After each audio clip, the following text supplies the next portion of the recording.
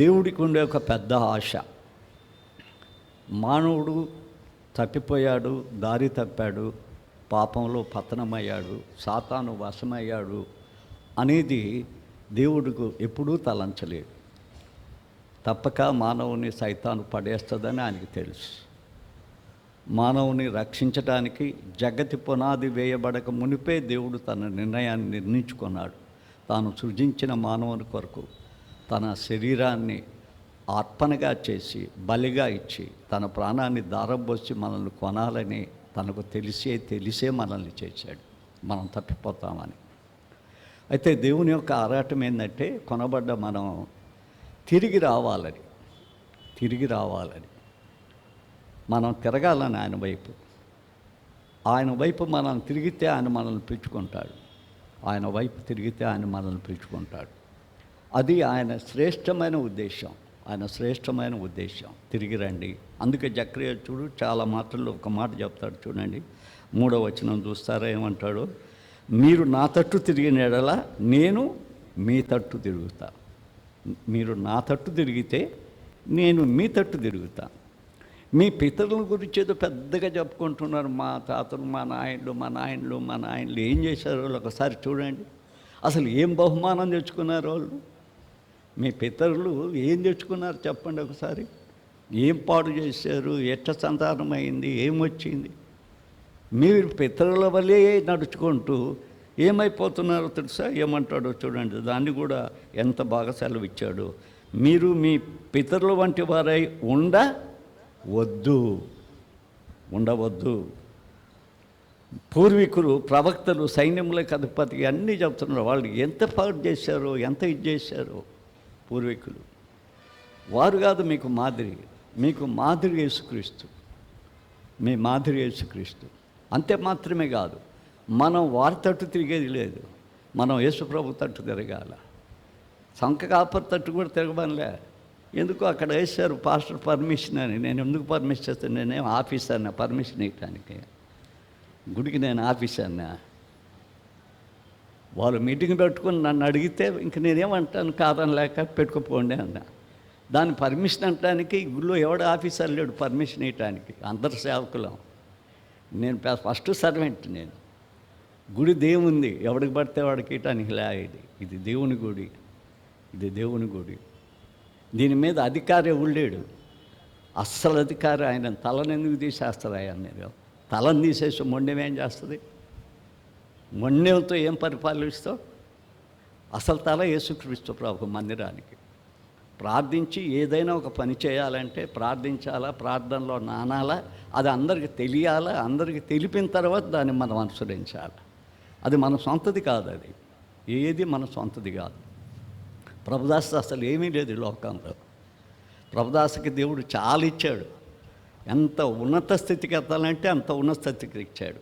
ఆయన కోసం ఎన్ని నష్టపరుచుకోవాలంటే అన్ని నష్టపరుచుకున్నాను. నేను 84వ సంవత్సరం నా ఇంగ్లీష్ నష్టపరుచుకున్నా. ఆమ్స్టర్డామ్ పోయి బెగ్గర్స్ లాగా ఫారిన్ మనసుని అడగకూడదని అమెరికాలో పాస్టర్గా పనిచేసి నా ప్రాజెక్ట్స్ ఏమీ వారికి ఇవ్వకుండా, ఒక ఫోటో చూపించకుండా నా స్టైఫన్లో నా జీతంలో నేను బ్రతికొచ్చా. నేను ఎప్పుడు కూడా దేవుని తట్టు తిరిగినప్పుడు దైవ మందిరానికి అన్యాయం చేయలేదు. దేవుని డబ్బులు ఎప్పుడూ తిరస్కరించలేదు. దాన్ని 54 సంవత్సరాలు నేను కాపాడుకోగలిగా. నా స్థితిలో నేను ఉండటం నేర్చుకున్నా. సంపన్న స్థితిలో ఉండటం నేర్చుకోవాలి. నేను 5 స్టార్ హోటల్లో 6 నెలలు ఉన్నా. కానీ ఇప్పుడు మామూలు ఇంట్లో ఉండటానికి నేర్చుకున్నా. మామూలు తిండి నేర్చుకున్నా. దైవ మందిరాలే దేవుని. నేను 2 మందిరాలు నెల్లూరులోనే కట్టించాయి, దేవునికి ఇచ్చా. దాని మీద నేను అధికారిని కాదు, అది నాది కాదు. దేవుని మందిరాల్లో ఎవరు పర్మిషన్ ఇవ్వగలిగే హక్కు లేదు. అది నాకు అసలే లేదు. ఎందుకంటే ఇవి దేవుని మందిరాలు, ప్రార్థనాపూర్వకంగా ప్రతి పని జరగవలసిన మందిరాలు. ఎందుకంటే మనం దేవుని తట్టు తిరగాల, మనుషుల తట్టు తిరగకూడదు, దేవుని తట్టు తిరగాలి. మానవుల్లో ఉన్న వీక్నెస్ అదే. మనుషుల తట్టు తిరుగుతున్న వల్ల సమస్యలు వస్తున్నాయి. చూడండి బైబిల్లో ఇంకా చూస్తారా, ఇర్మియా 8:4 ఏమంటున్నాడు చూడండి. మనుషులు పడి ఏమంటాడు? 8 అధ్యాయం 4వ వచనం. మనుషులు పడి తిరిగి లేవకుందురా. మనుషులు పడి తిరిగి లేవకుందురా. ఇంకా ఏమంటాడో చూడండి. ఇంకా తీశారా మీరు? తొలగిపోయిన తర్వాత మనుషులు తిరిగి రారా. ఎంత ఆశపడుతున్నాడో చూడు. పడిపోవటంలో తప్పు లేదు, పడిన స్థలంలో ఉండటం తప్పు. మానవుని జీవితంలో ఉన్న భయంకరమైన పాపం ఏంటంటే, నేను పడిపోయాను, నాకు శోధన వచ్చింది, నేను శోధనలో మునిగిపోయాను అనుకోవటంలో తప్పు లేదు. నీవు నేను శోధించబడతాం, మనుషులమే కాబట్టి. శోధించబడిన జారిన స్థలములోనే నిలబడటం అనేది మహాపాతకం. ఆ పాపాన్ని దేవుడు క్షమించలేడు. ఎక్కడ నువ్వు జారి పడిపోయావో అక్కడే నీవు ఉన్నట్లయితే అది చాలా పాతకంతో కూడిన పని. అది చాలా పాతకంతో కూడిన పని అని మనం నేర్చుకోవాల్సిన వారమై ఉన్నాం. తర్వాత ఇంకా ఒక వచ్చిన చూద్దాం. ఇర్మియా 3:12 చూద్దారా ఒకసారి. ఇంకా సామెతలు 24:16 చూడండి. 24:16 ఇంకొక మాట రాశాడు, మంచి మాట రాశాడు. నీతిమంతుడు 7 మార్లు పడినను తిరిగి లేచుతుంది. నీతిమంతుడు, దేవునితో ఉన్నవాడు పడిపోయినా కూడా వాడు తిరిగి లేస్తాడు. ఆపత్కాలమునందు భక్తిహీనులు ఏం చేస్తారు? కూలిపోతారంట. ఆపత్కాలంలో భక్తిహీనులు కూలిపోతారు. ఆపత్కాలంలో చూసారా, కరోనా భలే ఆపత్కాలం. కొంతమంది డబ్బులు ఎంత సర్దుకున్నారో తెలుసా? దైవభక్తులు అని అనుకున్న వాళ్ళు, చర్చిలు అనుకున్నాయి, పెద్ద పెద్ద ధనవంతులు. పేదవాడు మరి పేదవాడయ్యాడు, కానీ ఈ కరోనాలో ధనవంతుడు మరీ ధనవంతుడైపోయాడు. కొంతమంది దాచిపెట్టేసుకున్నారు డబ్బులు కానరానికుండా. సరే, భక్తిహీనులు ఏం చేస్తారంటే కూలిపోతారు, పడిపోతారు, పతనం అవుతారు. ఆపత్కాలాల్లో వాళ్ళ జీవితం అంధకారం అయిపోద్ది. కాబట్టి ఏదన్నా ఆపద వచ్చినా ఏదన్నా జరిగితే అది మనం అవకాశంగా వాడుకోకూడదు. మనది అనేకులకు ఇవ్వటానికి త్యాగం చేయాలి. త్యాగం చేయవలసిన జీవితంలో మనం పతనమైతే అది చాలా చెడ్డతనము అని మనల్ని మనం గమనించవలసిన వారమై ఉంటున్నాం. ఇంకా మనం ఈ ఇర్మియా 3:12 ఏమంటాడంటే, ఇంకో మంచి మాట అంటాడు చూడు. ద్రోహి అంటాడు, మళ్ళీ తిరిగి రమ్మంటాడు. 3:12 కొంచెం చదివినాకేమంటాడో తెలుసా? ద్రోహి వగు ఇజ్రాయేలు తిరిగి రమ్ము, ద్రోహి అయినా తిరిగిరా. ఇదే యెహోవా వాక్కు. మీ మీద నా కోపము పడనీయకు, నీ కృపగలవాడను కనుక నేనెల్లప్పుడూ కోపపడవాడను కాను. చూసారా, ద్రోహి అయిన వాడికి కూడా చెప్తున్నాడు దేవుడు. ఎందుకు బిడ్డ ద్రోహిగా నిత్య నరకానికి వెళ్తావు? ఎందుకు బిడ్డ నీ కుటుంబాన్ని అవమానకరంగా తీసుకెళ్తావు? ఎందుకు పతనం చేస్తావు? నువ్వు తిరిగి నా దగ్గరికి రా. నా దగ్గర ఏముందో తెలుసా? కనికరం ఉంది. నా దగ్గర కనికరం ఉంది, నా దగ్గర ప్రేమ ఉంది. నీ ఎడల నా కోపమున్నా ఆ కోపాన్ని నేను ఇప్పుడు ఉంచుకోను. నువ్వు తిరిగి వస్తే నా కోపమే లేదు. దేవుడు కోరుకుంటున్నది నీ పతనాన్ని, ఇంకా పతనమై పడిపోవటానికి ప్రయత్నం చేస్తున్నాం, కానీ తిరిగి రా నా దగ్గరికి దేవుడు పిలుస్తున్నాడు. ఎంత ఆశ్చర్యకరమైన పిలుపు! మానవుని బలహీనతలన్నీ ఎరిగిన దేవుడు, నువ్వు ద్రోహివే, ఆయన తిరిగిరా. నీ మీద నాకున్న ప్రేమ అది ఆయన ప్రేమ ఎలాంటిదంటే అలసిపోదు, అవధులు లేవు, అంతం కాదు. అది నిత్య ప్రేమ ఆయనది. చాలా చాలా అద్భుతమైన ప్రేమ. ఆయన మళ్ళా ప్రేమించి గతాన్ని గురించి తువ్వేవాడు కూడా కాదు ఆయన. నువ్వు ఎప్పుడైతే ఆయన తట్టు తిరుగుతావో చాలు, ఆయన ఏం చేస్తాడు అంటే క్షమాశ్రవంతులన్నీ నీ హృదయం మీద కుమ్మరించి నిన్ను కౌగులించుకునే ప్రేమ, కానీ నెట్టిపేసే ప్రేమ కాదు. సాక్రిఫైస్ లవ్ అంటే అలాంటి అద్భుతమైన ప్రేమామయుడు, ప్రేమ మార్గం క్రైస్తవ్యం. నువ్వు ద్రోహి అయినా తిరిగి రానాయన, నేను నిన్ను చేర్చుకుంటాను. ఇంకా ఏమంటాడో చూడండి. ఇంకా ఆ భాగాన్ని మనం చదువుతూ ఉంటే ఇంకా కొన్ని సత్యాలు మనకు కనపడుతూ ఉంటాయి. ఏమంటే హోషేయ గ్రంథాన్ని చేద్దాం. హోషేయ గ్రంథం 11:7-8 చూస్తే ఎంత మాటలు రాస్తారో చూడు. నన్ను విసర్జించవలనని నా జనులు తీర్మానం చేసుకుని ఉన్నారు. అంటే వాళ్ళు తీర్మానం చేసుకున్నారంటే మహోన్నతుని తట్టు చూడవలనని ప్రవక్తలు పిలిచినను చూచుటకు ఎవడునూ యత్నము చేయడు. ప్రవక్తలు పిలుస్తున్నారు, చెప్తున్నారు రండి అని, కానీ ఎవ్వరూ ప్రయత్నం చేయలేదంట. ఎఫ్రాయి, నేనెట్లా నిన్ను విడిచిపెట్టుదును? ఇశ్రాయేలు, నేనెట్లు విసర్జించును? ఆద్రాము వలె నిన్ను నేను ఎట్లు చేతును? హియమునకు చేసినట్లు నీకు ఎట్లు చేతును? నా మనసు మారినది, సహింపలేకుండా నా అంతరంగం నుండుచున్నది. చూసావా, నా మనస్సు మారినది. ఇప్పటికైనా నీవు తిరిగి వస్తే నేను 2 దేశాలకు చేసినట్టు చేయను అంటాడు. హిస్టరీ, బైబిల్ చాలా హిస్టరీ. ఈ మాట ఎక్కడుందో తెలుసా? ఆత్మ, ఇంకొక మాట ఏంది? శబోయి, ఆత్మ శబోయిన్. ఇది హిస్టరీ. దేవుడు హిస్టరీ ఎప్పుడు మర్చిపోడు. ద్వితీయోపదేశకాండం 28వ అధ్యాయం చూస్తే వాళ్ళు ఎట్లా నాశనం అయ్యారో చూద్దాం. 29వ అధ్యాయం 29, 23. ద్వితీయోపదేశకాండం 29, 23 చూద్దాం. ఎట్లుందో తెలుసా? వారు యెహోవా తన కోపాగ్రము చేత చేసిన సొదొమ గొమొర, ఆద్మ, సెబోయి వలె ఆ సమస్త దేశమును గంధకము చేతను ఉప్పు చేతను చెడిపోయి విత్తబడకయు దానిలో ఉండుట ఏదియు ఏ కూర మొక్కయు ఉండకుండా. చూశారా? దాన్ని గుర్తు చేస్తున్నాడు వాళ్ళకి. నేను సొదొమ గొమొరకే కాదు, ఆత్మ సెలోలకు కూడా ఏం చేశాను? ఏ మొక్క అక్కడ మొలవదు, ఏ కూర మొక్క కూడా లేదు, ఏ కూర మొక్క కూడా లేదు.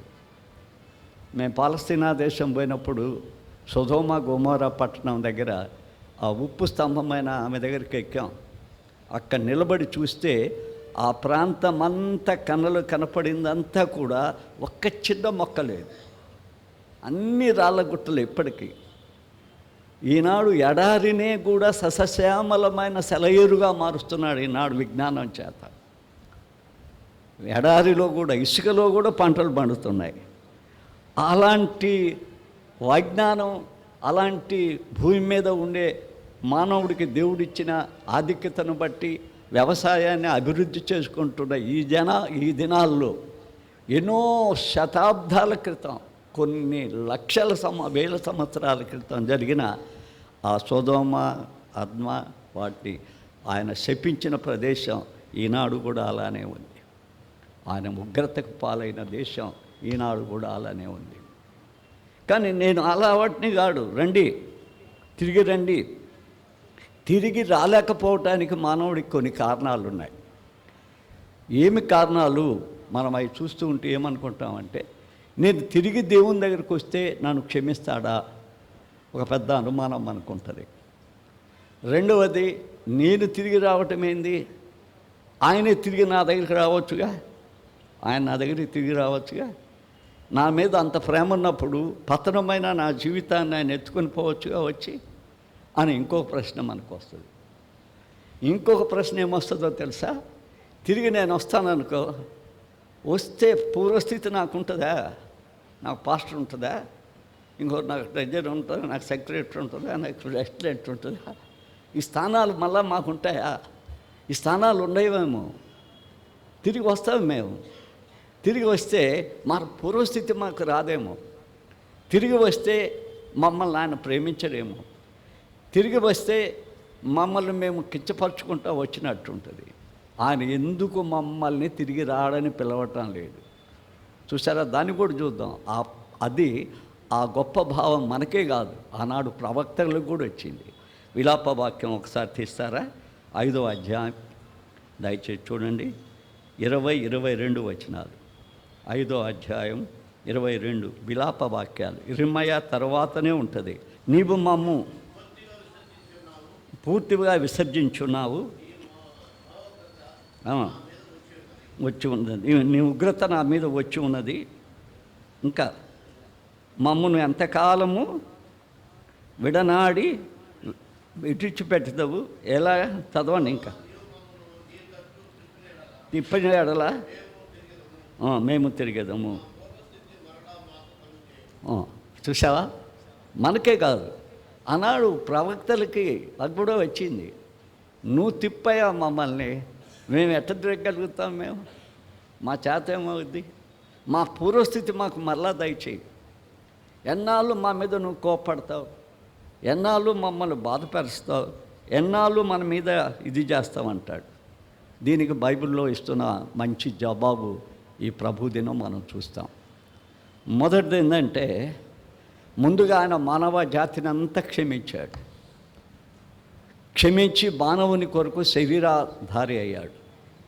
మానవుని పాప పరిహార్థం ఈ భూలోకానికి రావాలని నిర్ణయించుకున్నాడు.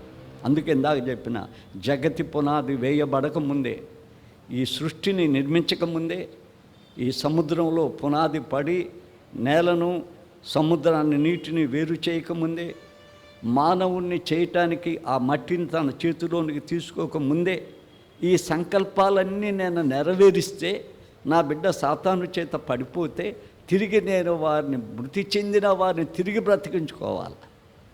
వారిని ఒక కొత్త సృష్టి చేయాలి. నేను మళ్ళా వారికి రూపాంతరం ఇవ్వాలి.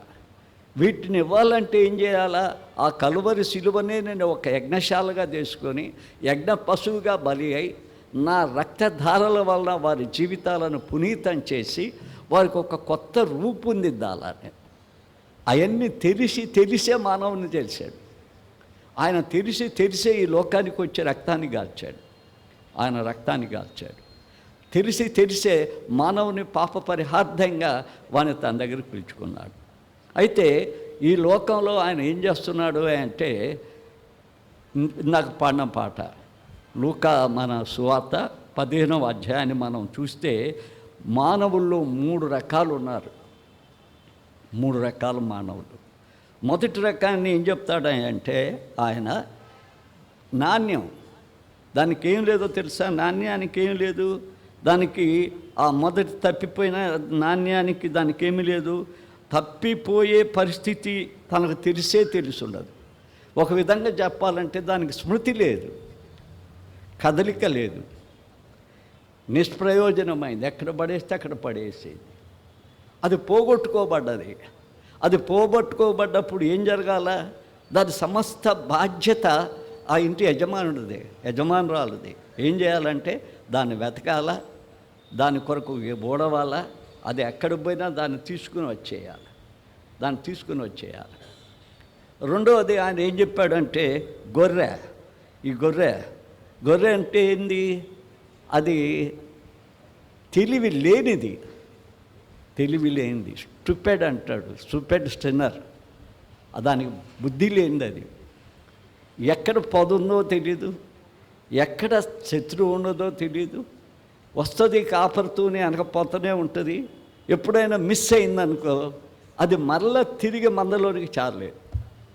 దానికోసం ఏం చేయాలంటే కాపరి, అరే ఇది మతిహీనమైంది, ఇది పశువు లాంటిది, మతి తప్పింది, తిరిగి తన దొడ్డిని కనుక్కోలేదు, తిరిగి అది రాలేదు, శత్రువులు దానికి బలైపోతారు అని ఏం చేస్తాడు? ఆయన వెతికి దాన్ని పట్టుకొని తన గుండెలకు అతికించుకొని తీసుకొస్తాడు. చూసా, 2 రకాల ఆధ్యాత్మిక స్థితి. మూడవది ఏంటంటే, బుద్ధి ఉంది. వాడికి బుద్ధి ఉంది, రక్షణ ఉంది. తాతల నాడు నుండి యేసుప్రభు తెలుసు వాళ్ళకి. కానీ యేసుప్రభుకి అడ్డం తిరుగుతాడు. యేసుప్రభుని గుడి నుంచి తరిమేయాలనుకుంటాడు. అసలు యేసుప్రభు ఎందుకు ఈ గుళ్ళో అని? యేసుప్రభు గుళ్ళో ఉండటం కంటే వ్యాపారం పెట్టుకుంటే చాలా బాగుంటుంది కదా. ఆయన వస్తే ఏం బాగుంటుంది? ఆయన వస్తే అవన్నీ చేయనీడు మనల్ని. కాబట్టి ఆయన కోసం వ్యసనాలకు అమ్మేస్తాడు. ఆ కుమారుడు వ్యసనాలకు పాలై ఆస్తి అంతా పిక్కునిపోయి అమ్ముకొని మానవత్వాన్ని మంటగడిపి పశుత్వానికి వచ్చి, ఆ పశుత్వంలో ఏం చేశాడంటే పందుల దగ్గర ఉండి పందుల పొట్టు తిట్టడానికి నేర్చుకున్నాడు. వానికి ఎవడు పిలవడు, పిలిచేవాళ్ళు లేడు, తిప్పేవాళ్ళు లేడు. ఏం చేయాలో తెలుసా? తానే తిరగాల, తనకు బుద్ధి రావాలి. చూసారా, 3 రకాల ఆధ్యాత్మిక జీవితం. ఎవరైతే యేసుక్రీస్తుని ఎరిగి, యేసుక్రీస్తు మందిరంలో ఉండి, యేసుక్రీస్తుని ఆరాధించటానికి వచ్చి, యేసుక్రీస్తు దేవుడని చెప్పుకొని, ఆయన నా జీవితానికి ఇంట్లో రాసుకుంటాం కదా, Christ is the head of this house అని. చర్చి కూడా ఏముంది? ఈ చర్చికి ఎవరే శిరస్సు అంటే ఎవరు శిరస్సు? యేసుప్రభు. సంఘానికి శిరస్సు ఆయన. ప్రభుదాస్ గారు ఇంకొక ఆయన కాదు. సంఘానికి పర్మిషన్ ఇచ్చిందని రాశాను. నేనెవరిని ఇయటానికి? నేను సర్వెంట్ని, ఆయన సర్వెంట్ని. నేనేంది పర్మిషన్ ఇచ్చేది? అది ఆయింది, నాది కాదు. సంఘం ఆయింది. ఆయన దీనికి పునాది రాయి, మనం కట్టడం. ఆయన దీనికి తల, మనందరం కలిసి శరీరం. అన్ని అవయవాలు పనిచేయాల. ఒకే అవయవం పనిచేసేట పాడైపోద్ది సంఘం. శరీరంలో ఉన్న చెయ్యి పని చేయాలా, కాలును పని చేయనియాలా, నోటిని పని చేయనియాలా, ముక్కును పని చేయనియాలా. ఏ అవయవం అనే పని చేయకపోతే ఆ అవయవం ఏమంటారో తెలుసా? ఏమొచ్చింది? పక్షవాతం. సంఘానికి కూడా పక్షవాతం రాకూడదు. అందరూ పని చేయాలి.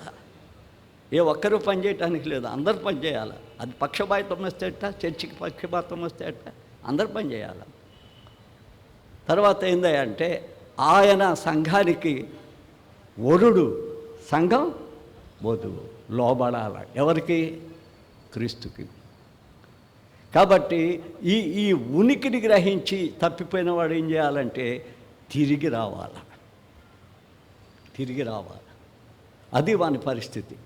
దేవుడు ఏం చేస్తున్నాడంటే ఆ కలువరి శిలువ మీద తన రక్తాన్ని కార్చి తన చేతులు ఎట్లా జాసి చెల్లలు కొట్టారు. ఆయన ప్రేమ ఎంత మంచి ప్రేమ అంటే లోకానంతా కౌగులించుకోవాలని ఉంది. తప్పిపోయిన వాడని అతని దృష్టిలో లేదు. అతను తిరిగి వస్తే చాలు. అతనుకున్న పాపపు డాలనంతా తుడిచివేయగలడు. అతని జీవితాన్ని అంతా సంపూర్తిగా మార్చగలడు. అందుకే నా ప్రజలారా, మీరు నా తట్టు తిరగండి, నేను మీ తట్టు తిరుగుతాను. మీరు లోకం తట్టు తిరుగుతున్నారు, సాతాను తట్టు తిరుగుతున్నారు, సంఘాన్ని కూడా ఆ తట్టే తిప్పబోతున్నారు. నువ్వేది నీ జీవితంలో ఉండేది దాని ప్రభావాన్నే నువ్వు చూపిస్తావు. నీ సంఘంలో కూడా నీవు సాతాను ఉంటే సాతాను ప్రభావాన్నే చూపిస్తావు. సాతాను క్రియలనే లయపరుస్తావు కదా. పర్మిషన్ ఇచ్చానని నా మందిరంలో నేను ఎప్పుడు చప్పలు కొట్టుకుంటూ ఎగిరారంట. ప్రభుదాస్ గారికి వందనాలు. నాకెందుకండి వందనాలు? చర్చ నాది కాదు, దేవుడిది. శిక్షించేది ఆయన, నేను కాదు. ఆయన శిక్షిస్తే రూపే ఉండదు. ఆయన శిక్షిస్తే చప్పలు కొట్టుకుని కష్టమైంది. మందిరాన్ని ఏమైంది? ఆట స్థలం అనుకున్నారా? లేకపోతే ఇదంతా మీకు ఇచ్చిన బాడుగ స్థలం అనుకున్నారా? ఇది దైవ మందిరం. పోయిన వారమే దైవ మందిరాన్ని చూసాం. బయట ఎగరాల, బయట పాడపాడాల, బయట హృదయం ఆనందింపజేయాల. 84వ కీర్తన. మందిరంలోకి వచ్చినాక ఏం చేయాలా? ఆయనలో నివసించాలా, ఆయనకు నమ్మకంగా ఉండాలా, ఆయన నమ్మకంగా మనకు ఉండాలి. మందిరంలో చేయవలసిన పని బయట ఈదుల్లో చేసినట్టు చేస్తేట. ఇక్కడ దేవుడు ఉన్నాడని తెలుసు కదా. దేవుడు ఈ మందిరంలో ఉన్నాడా? దేవుడు ఉంటేనే కదా మనం వచ్చింది. నేను దేవుడు ఉంటేనే వచ్చాను మందిరానికి, లేకపోతే రాను. దేవుడు ఈ మందిరంలో ఉన్నాడు, ఆలకిస్తున్నాడు. ఖచ్చితంగా నమ్ముతా నేను. కీర్తన 11:4 ఆయన కనుదృష్టి మన మీద ఉంది, ఆయన మనల్ని పరీక్షిస్తున్నాడు అని తెలిసే మందిరానికి వస్తాం. కీర్తన 11:4. కాబట్టి అలాంటి మందిరాన్ని ఆట స్థలంగా, హేళన స్థలంగా, ఎగిరే స్థలంగా, అబద్ధ సాక్ష్యాలు చెప్పుకునే స్థలంగా, మనల్ని గురించి మనం నిరూపించుకునే స్థలంగా మార్చేస్తే ఆ పాపం ఎవరికి? ఆ ద్రోహం ఎవరికి? ఆ శాపం ఎవరికి? అవి ఆయన మందిరాలైతే దాన్ని ఆటల గృహంగా మనం పాడు చేసుకుంటా ఉంటే దానికి ఏమైంది? అది ఇప్పటికైనా ఆయన తట్టు తిరుగు. ఆయనకి రావాల్సిన ఘనత ఆయనకి ఇవ్వాలి, ఆయనకి రావాల్సిన మహిమ ఆయనకి ఇవ్వాలి. ఆయన దగ్గర నువ్వు తిరిగి ఆయన దగ్గరికి రావాలి. ఆయన వస్తే నేనెప్పటికీ కూడా ఎడుకాడడు. తండ్రి ప్రేమ అలాంటిది. ఆస్తి అంతా అమ్ముకుని ఆస్తిని తీసుకుని వెళ్ళిపోయాడు కుమారుడు. తండ్రి ప్రేమ ఎలా ఉందో తెలుసా? ప్రతి ఉదయం వస్తాడంటే ఆడు కూర్చొని ఆయన పోయిన దారి వైపే చూస్తుంటాడు. నా కుమారుడు ఎప్పుడు వస్తాడా? నా ఆస్తిని పనిచేసుకున్నాడు, నన్ను బస్టు పేరు తెప్పించాడు, వాడు తిరుగుబాటు చేసి వెళ్ళిపోయాడు కొడుకు, వ్యసనాలకు లోనయ్యాడు, వాడి డబ్బులన్నీ వ్యసనాలకు ఖర్చు పెడతాడు అని చెడ్డ పేరు నాకు వస్తుందేమో అని అనుకోలే. వాడు ఎలాంటి చెడ్డ పేరు నాకు తెచ్చినా, ఎలాంటి అసహ్య కార్యాలు చేసినా, వాడు తిరిగి నా దగ్గరికి వస్తే చాలు. వాడు పని అదే, తండ్రి పని. వచ్చటం, లావటం, వచ్చి ఏం చేస్తాడు, అక్కడే కూర్చుని ఎదురు చూస్తాడు. అలాంటి ప్రేమ తండ్రి ప్రేమ. యేసు ప్రేమ ఎంత గొప్ప ప్రేమ తెలుసా? మనం చెడిపోయి, కంపు కొట్టి, మంచి వాసన లేక, మానవత్వాన్ని కోల్పోయి దుష్టత్వంలోనికి వచ్చి పశువుల కంటే నీచ స్వభావం మానవునికి వచ్చింది. అలాంటి స్థితిలో వచ్చినప్పుడు ఆయన ఏం చేశాడో తెలుసా? ఎఫెసీ పత్రిక 5:2 ఏమంటాడంటే, ఆయన మనల్ని ప్రేమించి మనము పరిమళ వాసనకు ఉండాలని ఆయన మన కొరకు ఏం చేశాడు? అర్పణగా, బలిగా చేశాడు. ఎంత మంచి ప్రేమ మన యేసు ప్రేమ, మన పరలోక తండ్రి ప్రేమ. నేను గబ్బు కొడుతుంటే ఆ గబ్బును సహించి ఆయన రక్తంతో, రుధిరధారాలతో నన్ను గడిగి మంచి వాసన రావాలని నా కొరకు అర్పణగా, బలిగా అర్పించాడు.